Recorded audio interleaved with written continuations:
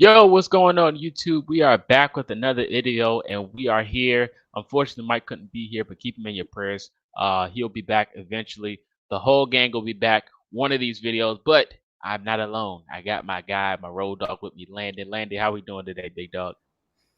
Doing great, man. On a lovely weekend, another lovely week of football. It's finally here. We actually got a preseason game a few days ago, a Hall of Fame game. So that means, you know what that means, is from the time that preseason game is played, every single week we will have a football game of some sort until the middle of February, till after the Super Bowl. So football is officially here. It's officially back.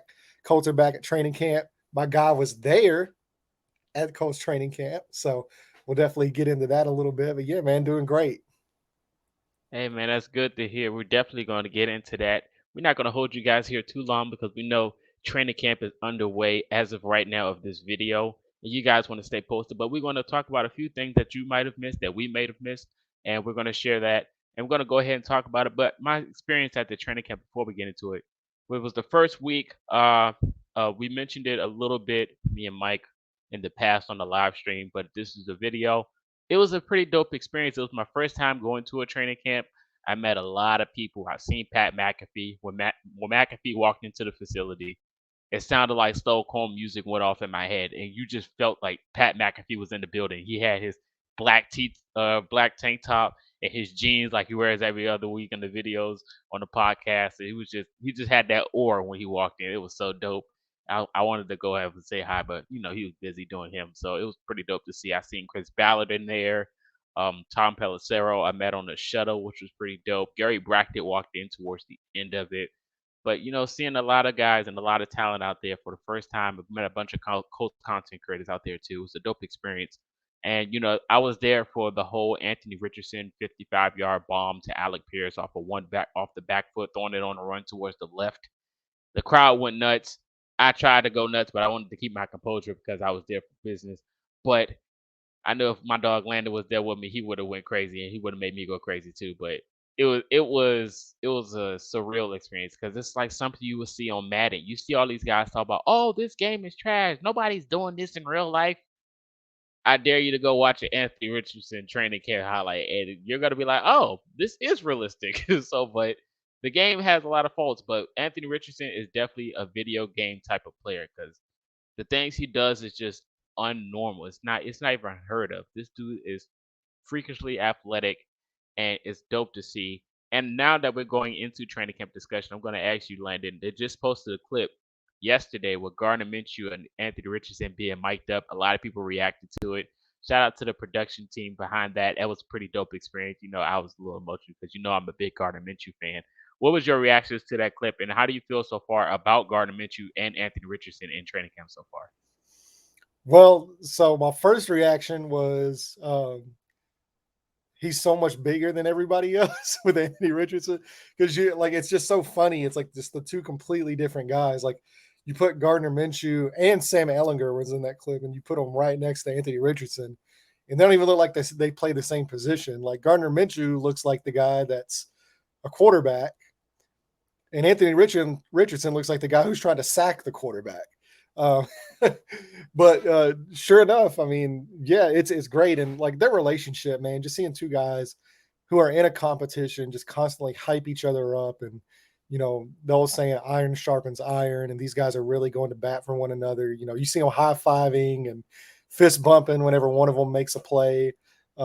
That's great. And these guys actually, they have a relationship going back even now, even before the draft. They trained together before they were teammates. Before Richardson was drafted here and Minshew signed here, they were training together down in Florida. So it's cool to see that relationship carry over now into the building. And both those guys really root for one another. And I think Minshew is going to be a fantastic addition to this team. You know, even if he doesn't end up starting, the experience that he has in this league, and if he does end up playing football, like, he's going to go out there and give you everything he has. And he's been really accurate in training camp. Like that's really just stood out, and that's to be expected because he's coming into a Shane Steichen system that he's been in now for this will be his third season in this same system, working with Shane Steichen.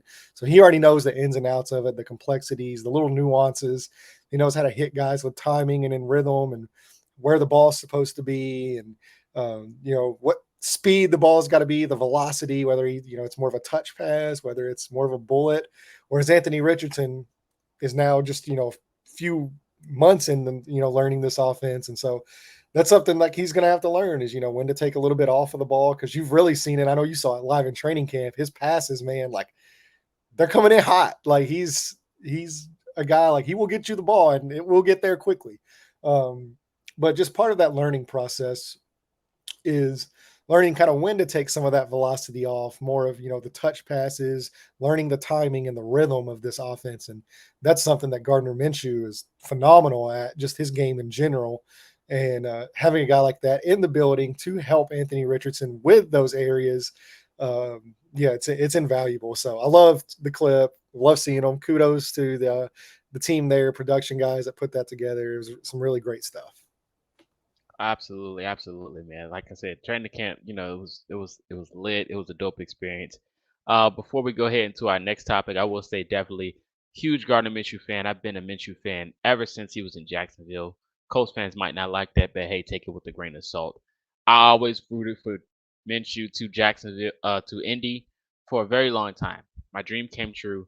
And he's one of those guys. He's a 50-50 guy. When he's on, he's on. If he's hot, he'll figure a way to figure it out. But like Landon said, having him as a mentor to Anthony Richardson that he's known before the draft, and you even seen it from the clip. He's talking about how you're gonna have good days and you're gonna have bad days, but only thing that matters is getting better. And that's something you will want to hear, especially from a guy like Minshew. And it's just dope to see him, a QB whisperer like Shane Steichen and Anthony Richardson all together in one season, figuring it out, trying to get the best out of Anthony Richardson, which is the main goal. So that's pretty dope to see. I would like to also mention, seeing the Maniac back. We're going to go ahead and talk about Shaquille Leonard now. Seeing him back out there on the field on 1,000, I would say what I when I was at training camp, it's the competition landed between who's the loudest on the field.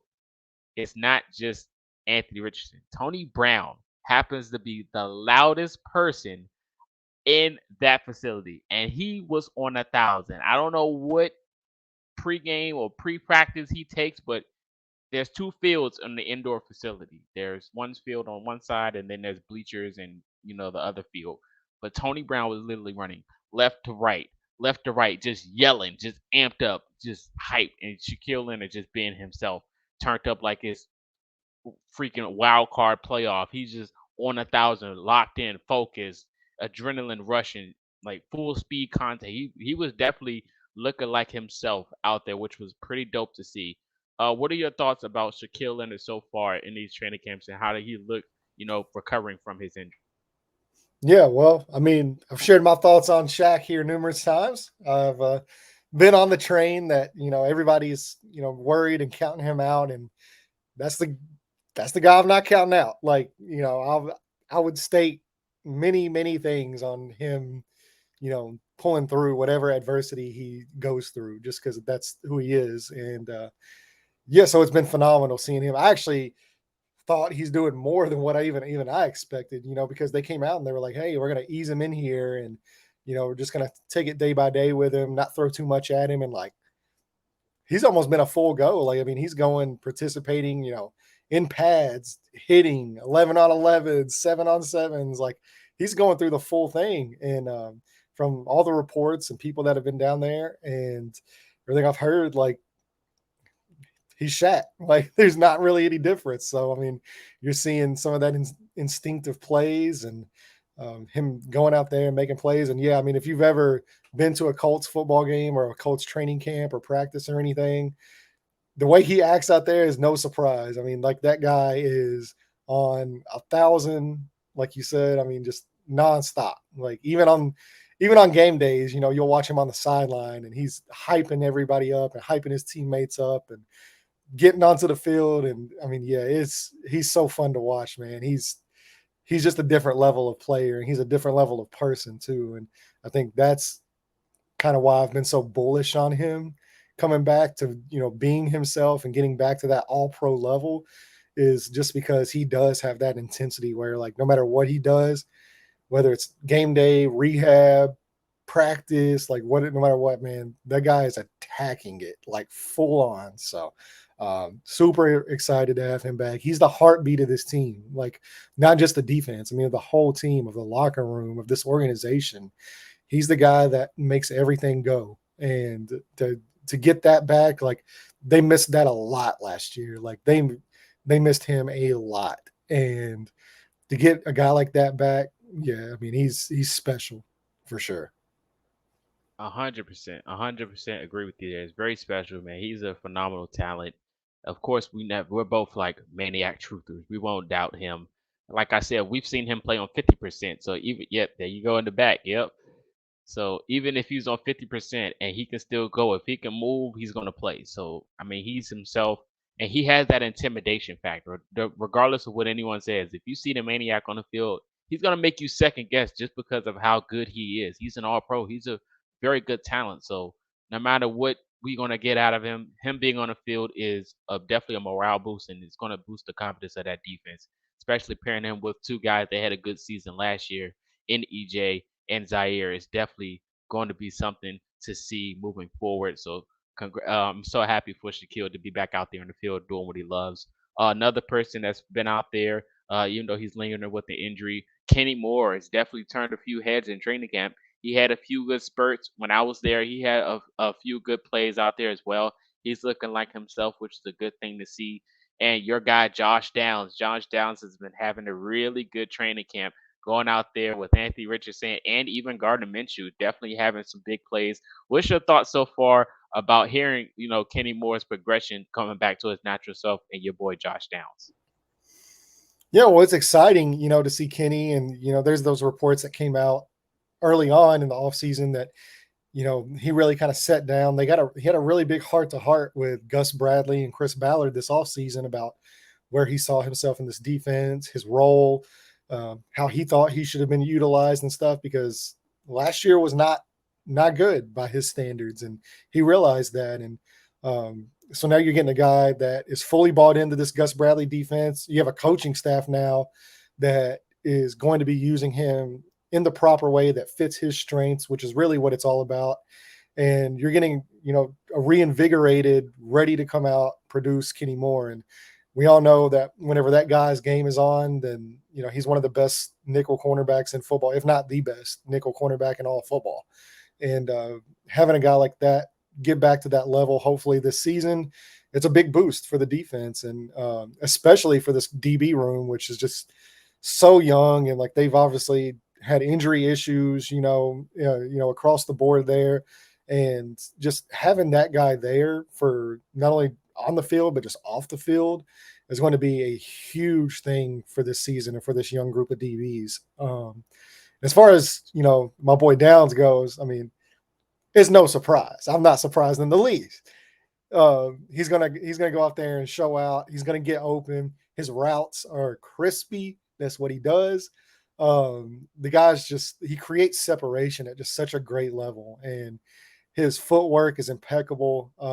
Even for just such a young player, like to come into coming in to the NFL, there's usually just this huge curve for younger receivers whenever they're learning their footwork and their ins and outs, and their breaks, and just how to really use leverage against NFL DBs.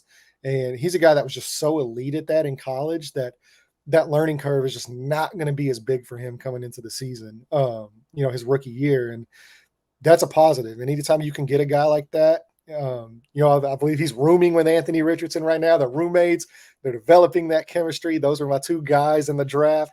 So to see those guys really form that bond moving forward is going to be special, man. And look, man, Area 51, we're taking off. Like, we're going into space, baby. And, it's y'all can either strap aboard the space shuttle and go with us, or we're going to leave you on Earth.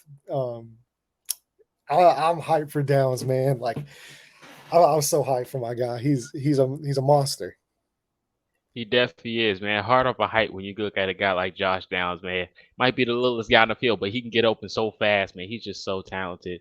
I'm And happy not with only Javier. that, like He's still he gets available. open fast, but man, like you'll see too, like as training camp goes on and during the season, something like he excelled at. I mean, like at an elite level in college was 50-50 balls and like going up and getting these balls. So, like, yeah, like stature wise, he might be small, but like that dude will moss somebody. Like he will go over you. He might not be able to body you up like Pittman can or like Pierce can, but he will go over you and he will come down with that ball.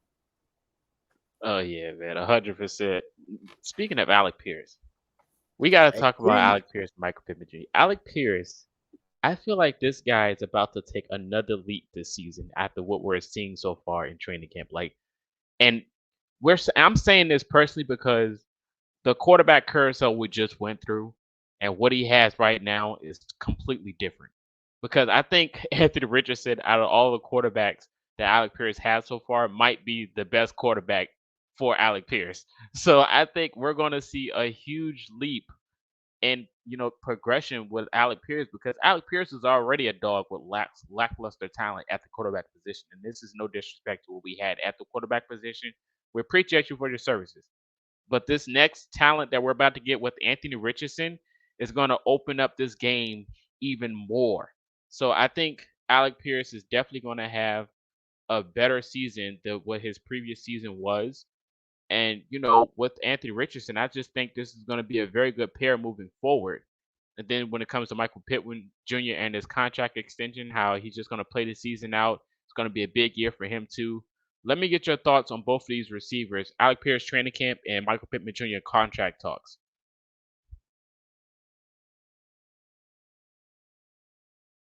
Yeah. So as far as AP goes, like this is a guy that his game is like tailor made for a guy like Anthony Richardson with a big arm. And really, whenever you're going into your rookie year and you're evaluating receivers, like you're not really going to have the consistency, of every game, like where these guys are just going out and producing. Like, I mean, it's very rare unless you're a talent like a Jamar Chase or, guys, Justin Jefferson, like those type of guys. But those are like special, guys that you don't see come around very often.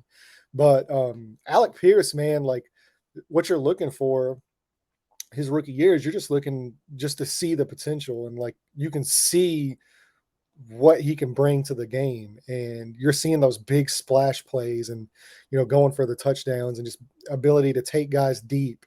And so the next kind of progression for him was, like I said, that when I was talking about Josh Downs, like you're looking at a guy that wasn't quite as nuanced in his route running as Josh Downs was.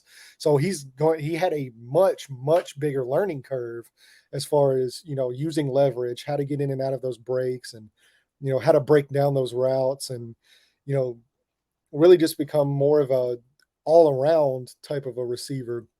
And there's no one better to learn from than Reggie Wayne when it comes to that stuff. Like Reggie's one of the greatest route runners in the history of the NFL. And whenever you have a guy like that teaching you, and you give him just this immense ball of clay who has the size and the speed and the catch radius and the hands and can already come in and just take guys over the top no matter what. Like you can just have that guy out there, you know, 10, 11 times a game and just tell him just go. So then, now that he's kind of, like you said, taking that next step where that route running has become a little bit more nuanced and his footwork's gotten a little bit more like a little bit better. And, it's time for him to take that next step in his progression. And you saw those flashes in your rookie year. So now you're just focused more on adding a little bit more to that game and really just becoming more consistent when making those plays.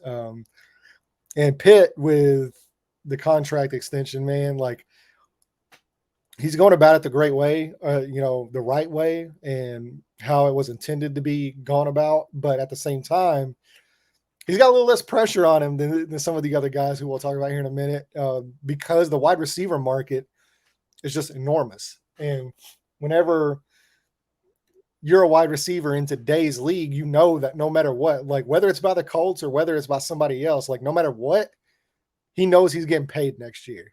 And So there's a little less like urgency there for him because he knows eventually, like he knows he's going to get paid. He knows he's going to get a deal. We'll see what happens, whether it's with the Colts or not, because they're, much like I said with the JT stuff, like there's just a strict evaluation mode. Like they want to evaluate these guys in this new system with a new head coach, with a new quarterback, coming off a 4-win season. They want to see, like, you know, where are we, and like, is this guy going to be worthy of, 20, $22 million a year? Because it's a significant investment in wide receivers. And if the Colts aren't going to give it to him, somebody's going to give it to him, especially with the wide receiver market next year. There's just, he's going to instantly say what you want about Michael Pittman, as Colts fans. And we know for whatever reason, there's a huge portion of this fan base that thinks he's just not this elite guy. Which to me is just silly because everything points to him being another, like a legit number one guy in this league. But he'll, just right off the jump next year in free agency, he's going to be a top 5 receiver on the market, like no question about it. And somebody's going to give him a huge deal. And we're all hoping it's the Colts. We'll see what happens with that. I am of the stance that they should probably just go ahead and try to get a contract extension worked out, while they still can. But it's just wait and see. So we'll wait and see what happens with Pitt. But yeah, he's going to play. He's going to play hard. He's going to give you everything he has out there. And he's going about it the right way. And I greatly appreciate it. And that's also, from his perspective as well. Like his dad was an NFL running back. So he's known the business of the NFL since he was, a kid, since he was growing up. He knows that at the end of the day, if you go out there and ball, you're going to get paid. And if you're a wide receiver, especially, like you're going to get paid. So that's all he's got to do. As long as he just shows up, goes to work, has a good season, money's coming. 100%, man. Couldn't have said it better. But talk about the contract situations. We got to mention, the Jonathan Taylor situation. It's a little sticky, but it looks like they're starting to, get a little on a calmer side of the spectrum when it comes to this negotiations. You see, at first he was just in a hoodie. I seen him there at the facility. I didn't even notice him at first. And Luke was like, "Oh, there's Jonathan Taylor." Because I didn't even see him. He was just hugged up in the corner with his hoodie on, hands in the pocket, not being fully active. But as you can see, he's starting to get a little bit more talkative, dapping up Anthony Richardson, and he's starting to be more at peace with the situation, which is a good thing to do. Everybody, we're here advocating for everybody to get paid, but we know how tough it is at the running back position, especially when it comes to these deals, because we've seen so much success from other NFL teams where they didn't have to pay the top guy at the running back position to be successful. And it's hard for Jonathan Taylor to try to meet ends, especially with the deal he's asking for, from my personal opinion. And then you look at the type of running back and running style he is with the Shane Steichen offense. It's like, how is that going to pair? How's that going to work out? We hear rumors about him being hurt, which is not true because he turned those down. But then you look at him coming back off of these injuries and then his expectations of what he wants in his contract. It's like, will we really want to pay him right now, or would you want him to play out the season to see if he's going to be fully available for this contract extension? So I totally understand the way out of them not wanting to do that, but it feels like he's on a better terms, that he's more, vocal and wanting to be active and probably going to play this season, which is the greatest idea to do anyway.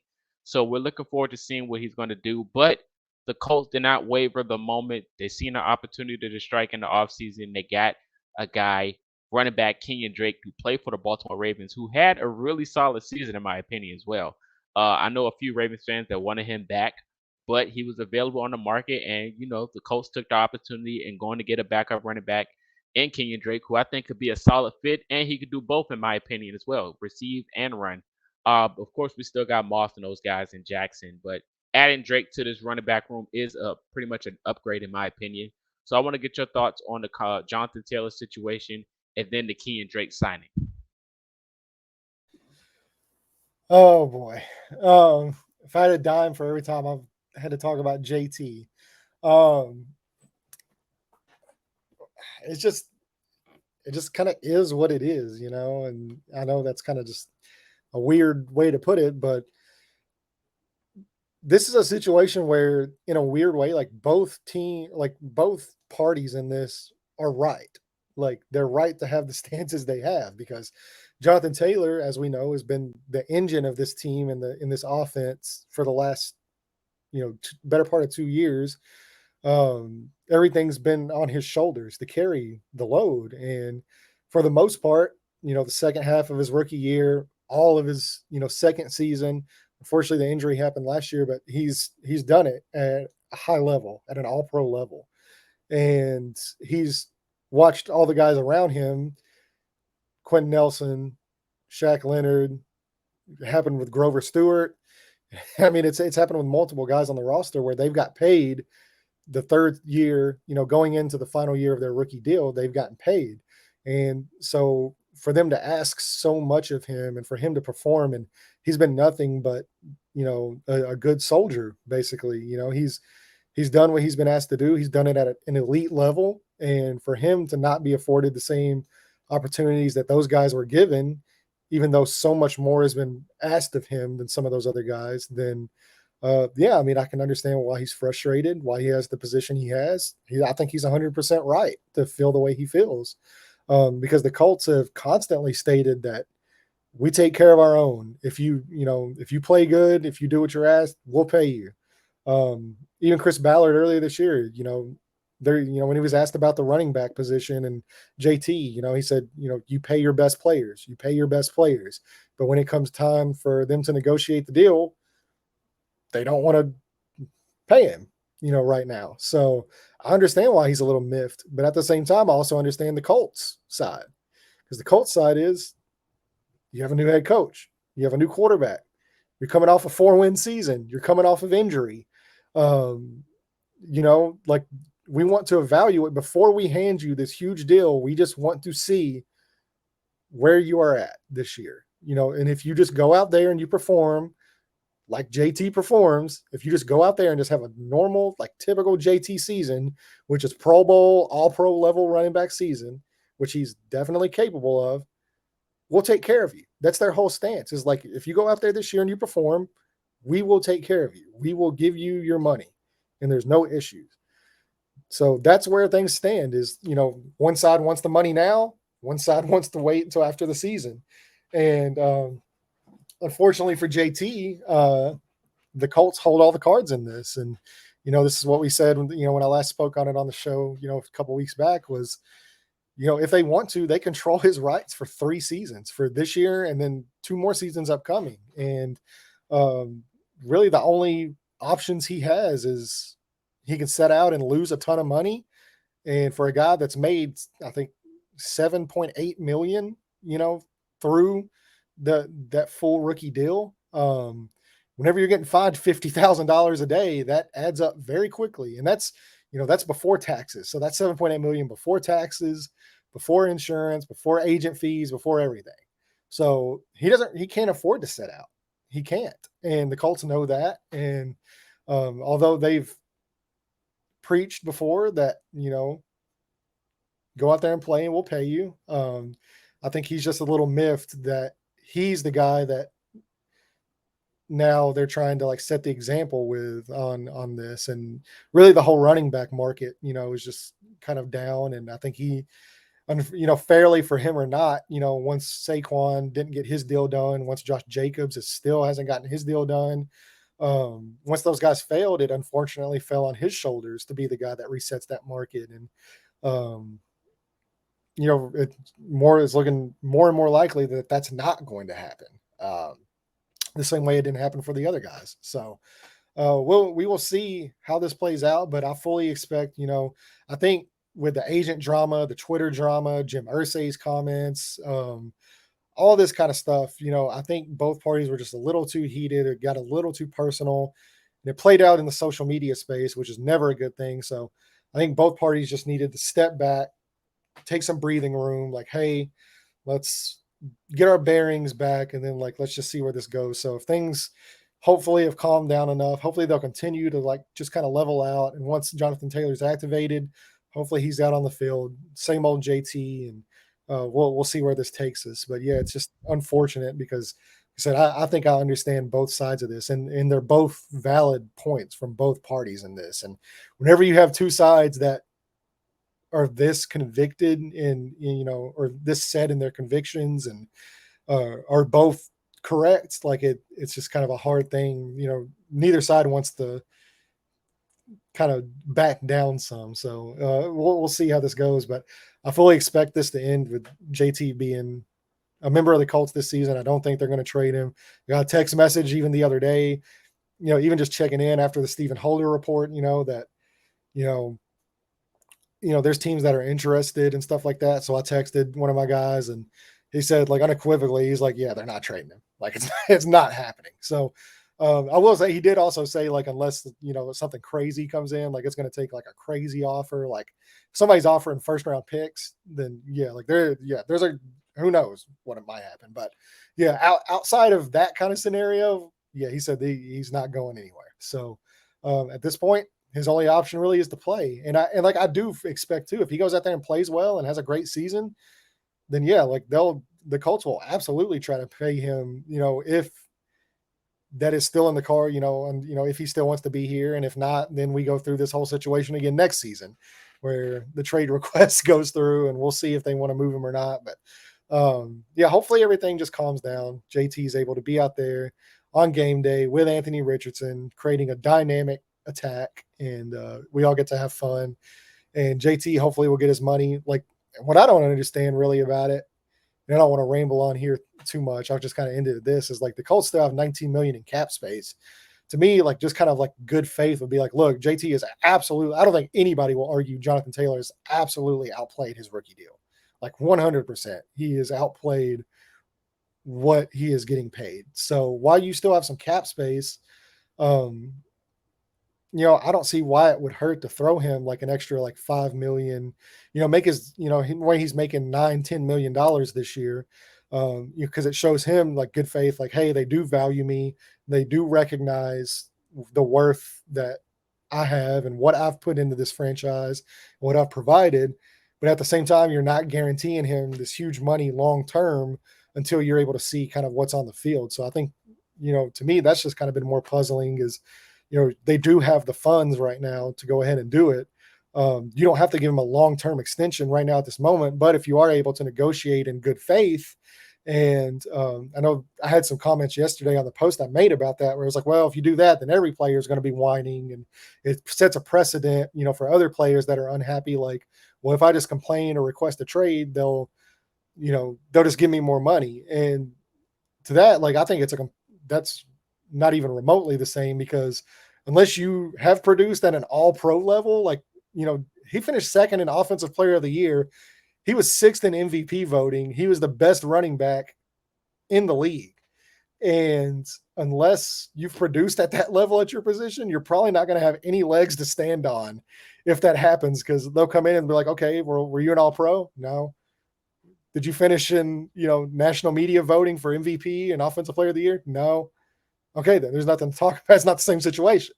So, yeah, it's just something I hope gets sorted out soon. And because I love JT, I love what he means to the Colts, I love what he means to the city. Like, he's just been such a great person just to even have represent your organization. And this is just such a weird vibe from him that we've never remotely thought we would ever see.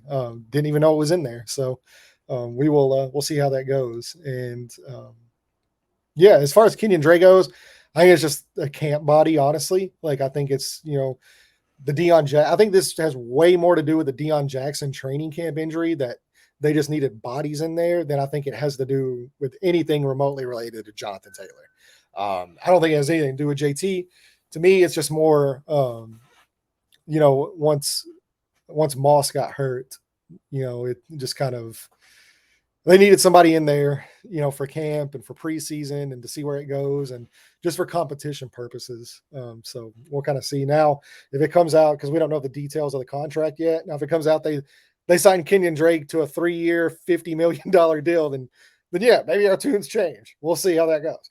But I don't expect that to be the case at all. I think this is just more of I think I might have said Deion Jackson to begin with. Did I say that? Yeah, it's not Deion Jackson, it's Zachary Moss.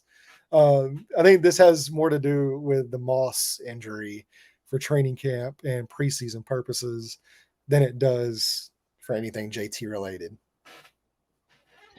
If anything, all jokes aside, it's Jake Funk season. I don't know what you guys know about Jake Funk, but he happens to be the fastest running back on that roster right now. As Jonathan Taylor isn't there, from what I've seen from my eyes, that dude is fast.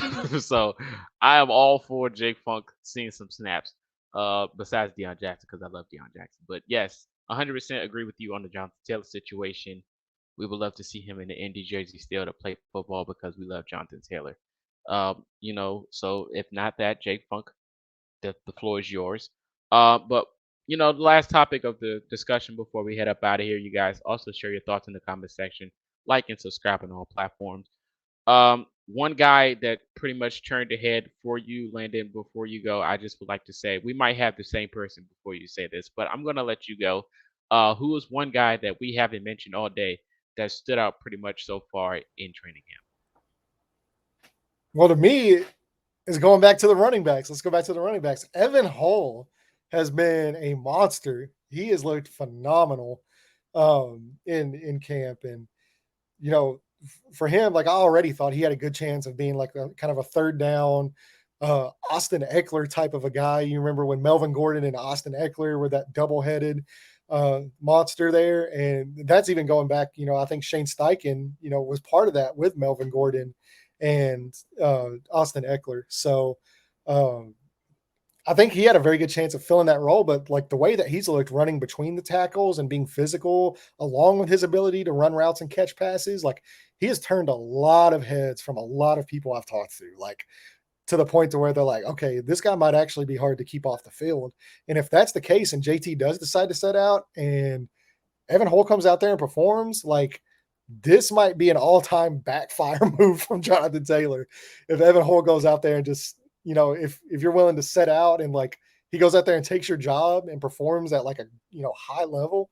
So yeah, there's a lot of people that have been really impressed by him. And another one, oh, just got to mention Anthony Richardson apparently is so he's he's doing second team reps this year. So Gardner Minshew's taking the first team reps in this practice session. Um, but Anthony Richardson, no, it's nothing bad. It's actually good. Anthony Richardson apparently has been on fire to start camp so far, or to start this session. He's running with the twos. He's 5 of 5 with a touchdown, which included a huge run and some really nice throws as well. So apparently he broke off a big run. He's 5 of 5 passing with a touchdown.